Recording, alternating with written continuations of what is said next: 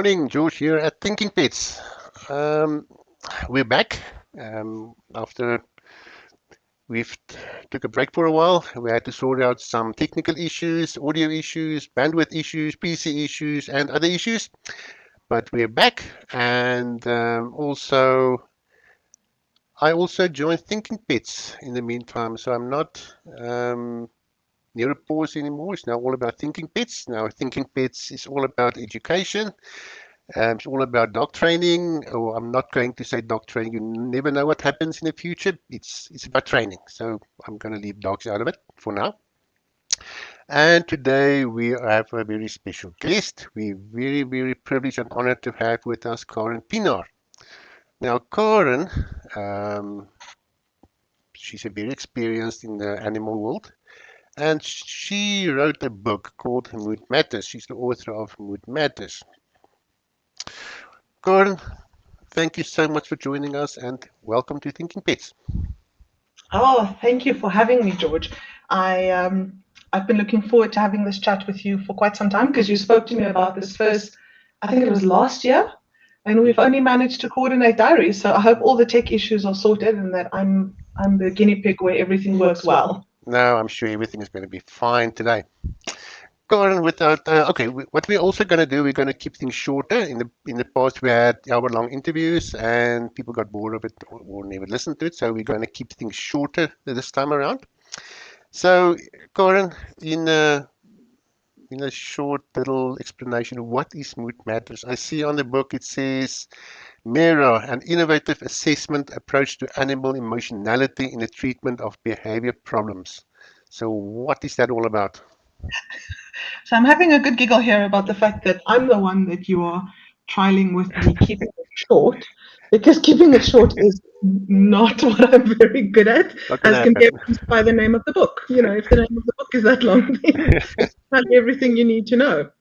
Basically, what Mira is a method that has been developed to measure the impact of certain things that happen in an animal's life and the impact that they have on well-being. Now, there's a big difference between well-being and welfare, and I'm going to do my best to keep this short. So, may the odds be ever in your favor on this. Um, when we look at well-being, we are looking at things that affect the quality of life of an animal, their emotional states, their mood states, how they perceive the world around them, and things that are happening to them. And there are certain things that we can encourage to happen more that will improve an animal's feeling state, how he feels in general. So his environment, his well-being in general. When we talk about welfare, we're looking more at the way that we define it in Mira, at least, is it's more the physiological stuff, his health, the environment that he finds himself in, how much food he's getting, the quality of the food, all those kinds of things. So Mira is a protocol that we use to, first of all, check how you're doing from an emotional perspective, look at what needs to happen more for you to feel better. And then we also use what's called the emotionality and reinforcement assessment, where we look at while something's happening to you, what are you feeling? How are you responding to what's happening to you from an emotional perspective? And why do you do the things that you do? And that's as short an explanation about Mira as you're ever likely to get out of me. That's good. Now, how important is this to consider when you're working with animals? I mean, you often hear people say, my dog is barking a lot, so how can I apply this to whatever my dog is doing? Is there an easy way to explain that? Um, you know what? I think probably the easiest way to explain it is if you consider that emotions are the driving force behind absolutely everything that our animals and we do. Um, I'm not a big fan of the word behavior problems, I must tell you. And the reason why I'm not a big fan of it is because very often these are more cries for help from the animal, where they are trying to communicate some need that is not being met or not being met according to what they need. And this is the only way that they have that's available to them to express their emotional distress. So I'll use the word because it's a commonly known word, but problems like these are very often an animal's way to say that I'm not actually doing great, I'm not feeling great, and I'm trying to do things that will help me to feel better. Of course, because we don't always speak the same language, and we can't ask them exactly how they feel, it means that they communicate in the only way that they know how. 100%.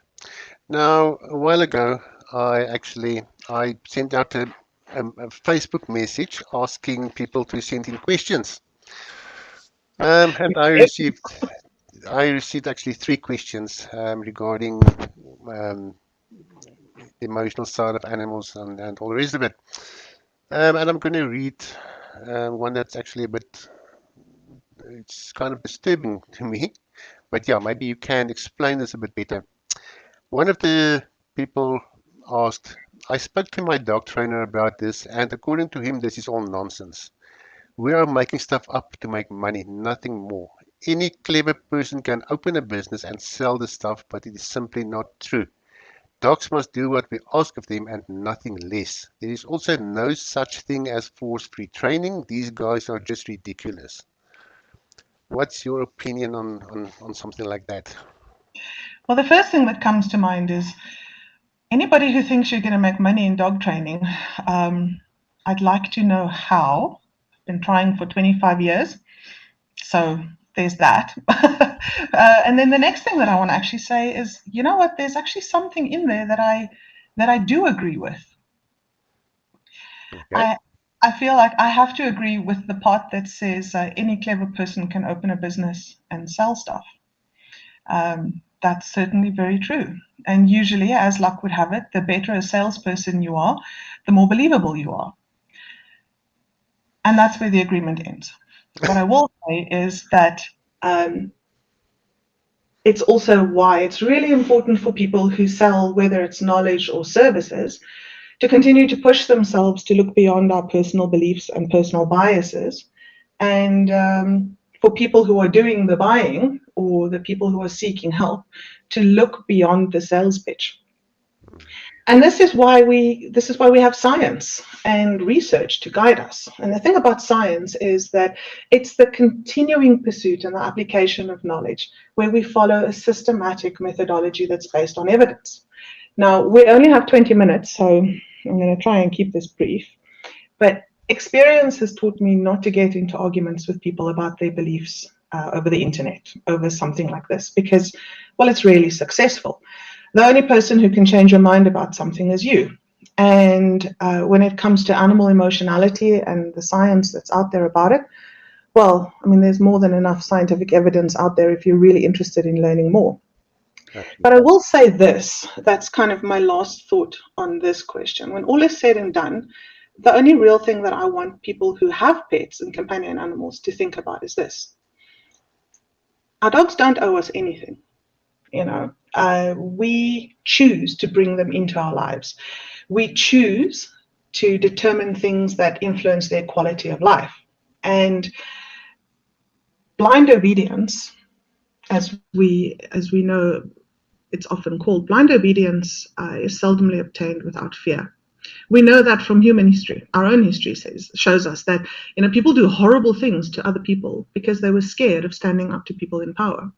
And quality of life is unfortunately uh, something that is compromised when you're expected to just blindly follow orders, because blindly following orders often stems out of fear. Respect and things like willing cooperation, those are elements that sustain a good quality of life. And you can't obtain that if you don't feel safe. And that's unfortunately what fear does. It makes the animals that we live with feel unsafe. Now, I want to add here that boundaries and cooperation can be taught without using fear. I work with animals every day that are very big and can kill you. And we work with them without trying to scare them or hurt them or intimidate them because we don't have to.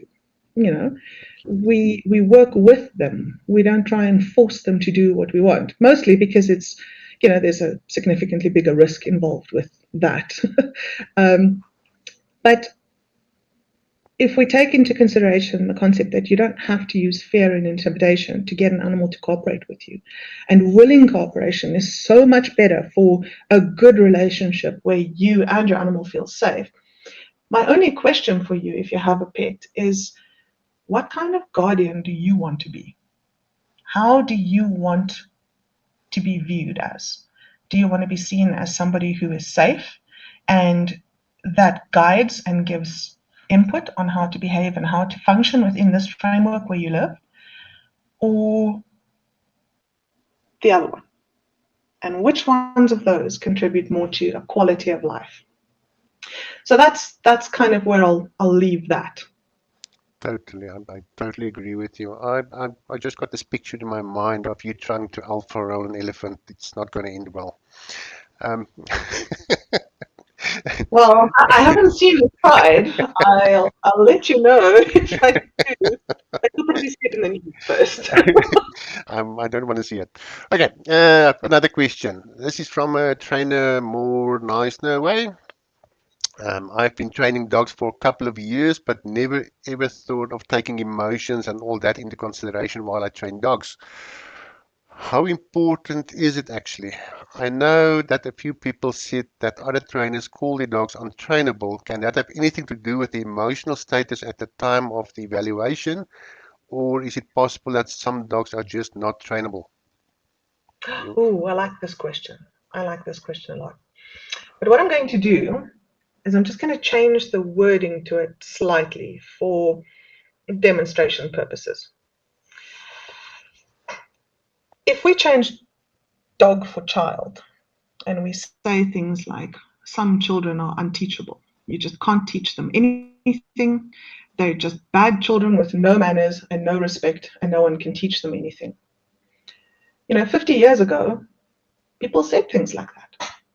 And it was generally agreed upon that, yes, you get bad children that are just unteachable. But now, 50 years on, with tying into what I said about science and ongoing research and ongoing learning, now we know that there are so many things that affect how a child behaves. And it's not as simple as just being a bad kid or being an unteachable kid. And the same thing applies for dogs. The mammalian brain is the mammalian brain. And I'm not going to go into this in a huge amount of detail, mostly because of time.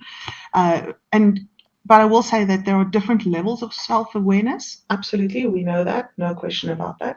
But at the end of the day, emotions drive behavior. Emotions affect how animals learn, what they learn, how they feel about what they're learning.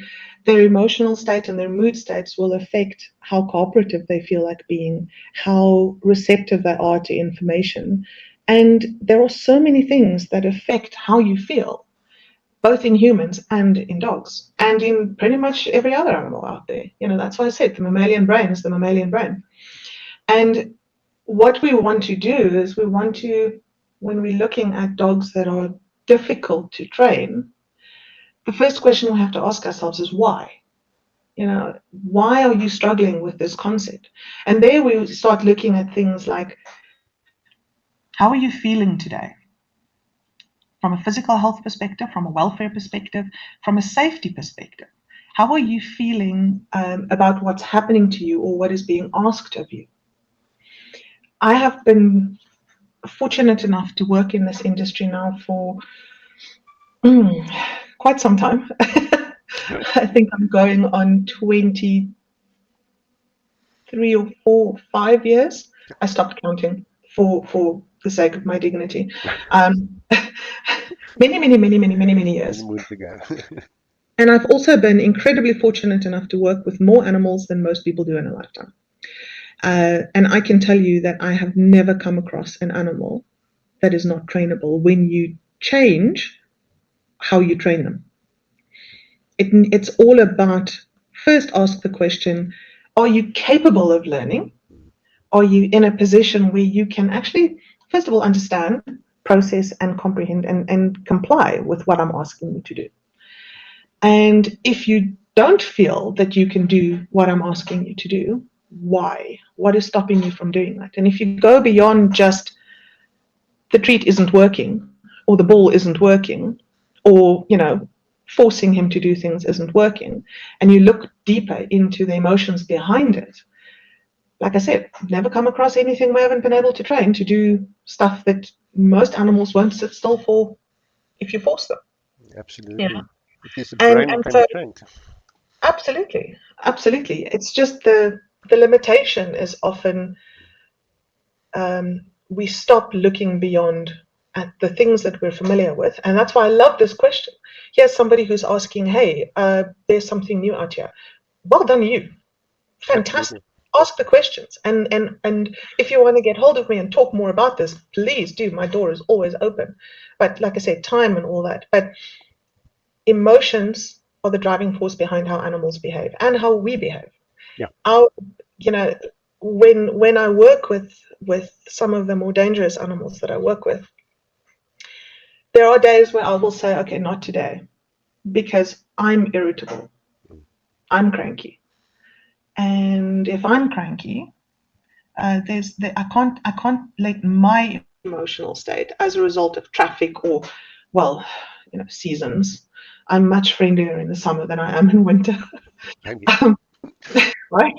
Because cold weather, my husband always teases me and tells me that I'm solar powered because I'm very great when it's lots of sunshine, but when it's cold and dim, I'm miserable. So my emotional state at the time will influence how I work with this animal.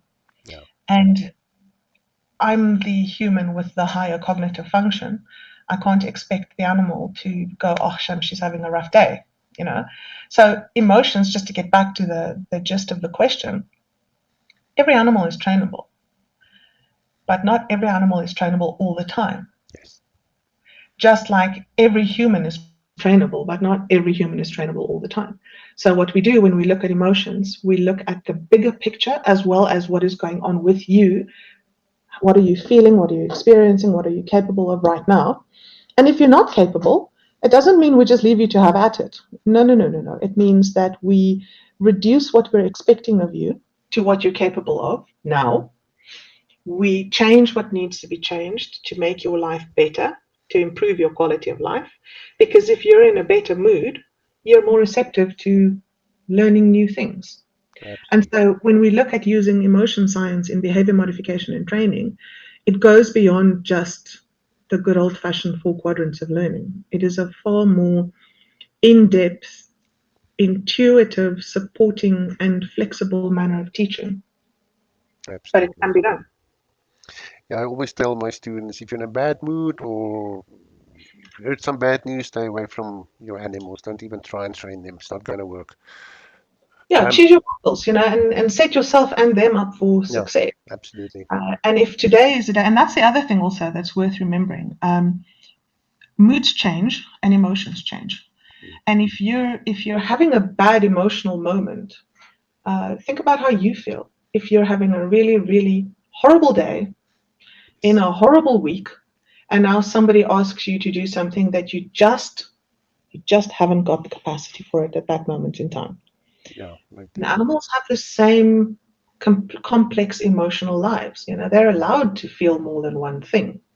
They're not unfeeling machines. If you want something that obeys without question, I believe you get these really cool little mechanical dogs on Amazon now. yeah. That's a good option. Don't even get a goldfish. Stay away. Yeah, goldfish have feelings. I recently I have a daughter, and she's been asking, please, please, please, can she have some fish? So given what I do, there was a lot of time that went into the design of the aquarium and working out an enrichment schedule for the fish and all these things because fish have feelings too. There's a lot of scientific studies being done on the emotional lives of fish, and so now, of course, she's 11, so 11-year-olds want to look at the fish and feed the fish and be involved in the care side. But the enrichment side is very much mommy's because this is what makes my brain tickle. And so we've had the fish now. We got little guppies. They're very pretty little things. Goldfish. No, they're not goldfish. No, no, no, they're not goldfish. They're guppies. Happy. They're much smaller and they're very colorful. And they're super fun because in the month and a half that we've had them now, I've trained these guys to come to the one corner of the tank for feeding times. Oh, wow. And when I need to move things around in the tank, they go to the one side that I've taught them is the safe corner where nothing ever changes. And, we do enrichment with them. And I've got hundreds of hours of footage of these guys. One of the things that I work with quite a lot with animals is cognitive bias and how they respond to novelty. And so I have so much footage now of guppy cognitive bias that I could write a book on it. I would like to see that someday. Sounds interesting. Wow. Life is certainly never boring. Never boring. Okay. One more question, then our time is up. No, it's already up, but I'm going to ask you one more question. We can do another question another time if you want No, let's to. do this one. This is the last one. Okay, I'll be quick, This promise. is actually from a friend of mine. Um, is it possible for a dog to get up in a bad mood in the morning? Also, how would I know if my dog is in a bad mood? Is there a test I can do for it? Well, the short answer is yes, your dog can wake up in a bad mood. Um, how would you know about it? Well, the biggest tell is always a change in behavior. And again, this kind of brings us back to the first question. I mean, this was very nicely balanced in terms of how you asked it. If you have a relationship of companionship with your animal, you are going to know when something is off because you're going to notice when they're behaving differently. Animals only feel free enough to show differences in behavior when they feel safe. So if you have the kind of relationship with your dog where they feel they can show when they're unhappy, they can show when they're feeling poorly, they can show when they're upset, you'll see things, little things. If your dog normally comes for a cuddle, and today when you get up to go walk closer to him, he gets up and walks away, or he doesn't engage, and you stroke him and you stop touching him and he doesn't ask for more, for example. Little things like that can tell you that, hang on, something here is not on. Something's different. Because they can wake up on the wrong side of the bed very much just like we can. And then as far as the how to measure it, well, that's kind of what Mira does. And Mira is a tool that helps us to track emotional experiences. And it's not just for animal professionals. Uh, Normal people, and I should add here, when I say normal people, I mean non-professionals in the animal behavior industry. So normal people can also use it to measure how their animals are doing in their care. So that's the short answer. That's a good answer. Well, Karen, our time's up. If anybody would like to get in touch with Karen, her address is hovering over there, karen@mera.org. You can pop her a mail. You also have a website. What was that website again? Mira.org, mhera.org. .org. So if you want to Yeah. get in touch with Karen, you can either contact her via email or visit the website. Karen, thank you so much for joining us. This was really, really, really a nice chat, and we will do it soon again. Absolute pleasure. Thank you for having me. And yeah, if anybody has any questions about their animal's emotionality, get hold of me. I can talk about this for days. That's good to know. Thanks a lot, Karen. Bye. Well, bye.